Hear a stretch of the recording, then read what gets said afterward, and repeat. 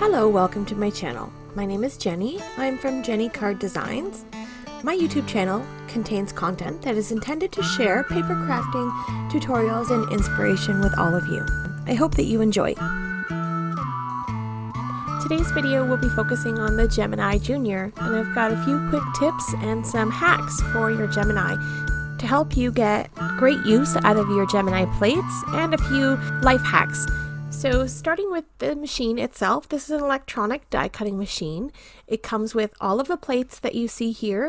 So you get two clear cutting plates and you get a rubber embossing mat along with a metal shim and a magnetic shim and a plastic shim. So with this machine, you just put your sandwich through the machine. Once you slip it into the opening, the machine will grab onto it and run through where you don't have to crank. So this is a very loved Gemini plate. Over time, the plates get warped and used up and you'll have to replace the plates. This is a magnetic sheet and these also need to be replaced over time. They end up getting stretched out and wrinkly, and I mean, you can still use them, but I find if you want a clean die cut, then just replacing your pieces every so often is great. I have a few tricks up my sleeve to help extend the life of these plates. So here you can see I've got a clear plate that is unused and a plate that has been loved already, and I've got my shims.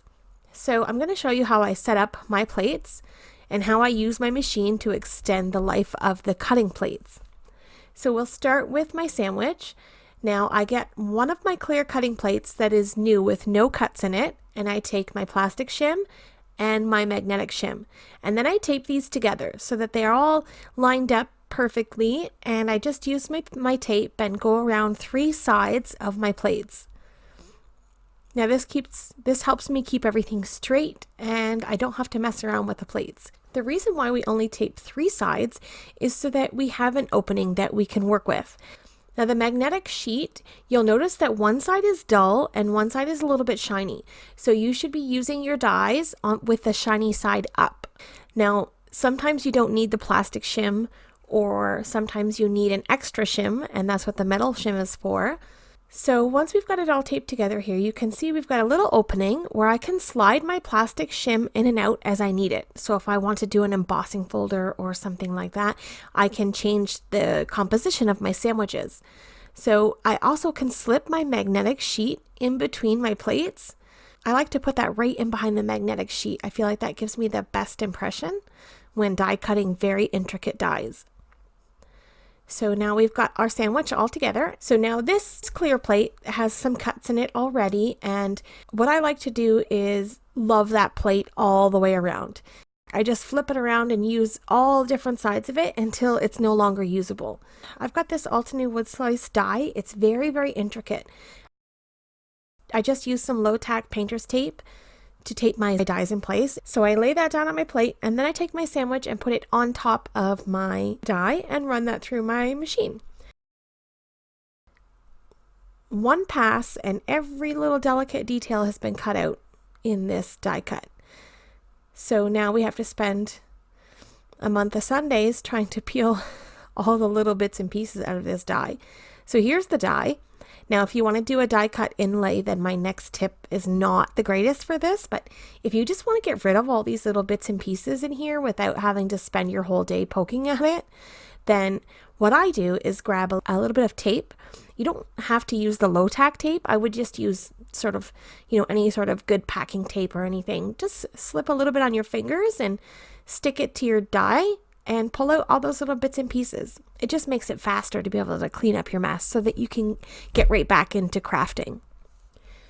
Okay, so next up we've got embossing. I'm going to show you how I dry emboss with stencils with my die cutting machine. Okay, so I take my die cutting plate and then I lay my rubber embossing mat over top of the plate.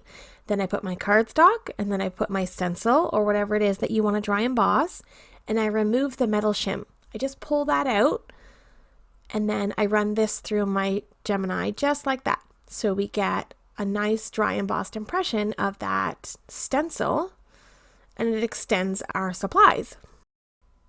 Dry embossing stencils gives a great look to cardstock. So here I'm going to run another die cut through my Gemini and I'm just moving the die to the bottom part of my plate. So as I continue to wear through my plate, I move my die cut around from the top to the bottom and then I flip to the other side and continually use that plate until it's no longer usable. It'll be warped and start to leave marks in the cardstock. And here's a close-up look at a very loved plate, and it's got tons of little pieces and bits of cardstock embedded into it. And so if you want to get a clean impression on a plate like that, it's really hard. Once those plates are all used up, I take apart my taped up sandwich, and then I will use that plate as my new plate to cut into. And then I will take a brand new plate out of a package and replace my taped up plate, just so that everything gets even usage. And so the new plate will now become part of my sandwich, and the plate that was there previously is still a new plate, but it's been run through the die cut machine tons of times. But there's no cuts into it yet, so we're going to start cutting into that now. And then that just helps continually stretching my plates and keeping my sandwich straight without warping. So half of my sandwich is always in good shape. That helps to stretch my plates and the life of them and the quality of die cut and impressions that I get out of my Gemini. I hope that you've enjoyed this video and have picked up some useful tips here today. All of the products featured in my videos are intended to share my ideas and information with you using the products that I know and love and have purchased with all of my own money. None of this content is sponsored or paid for by anyone other than me.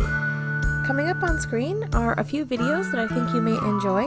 Thanks for watching, have a lovely day, and we'll see you in the next one.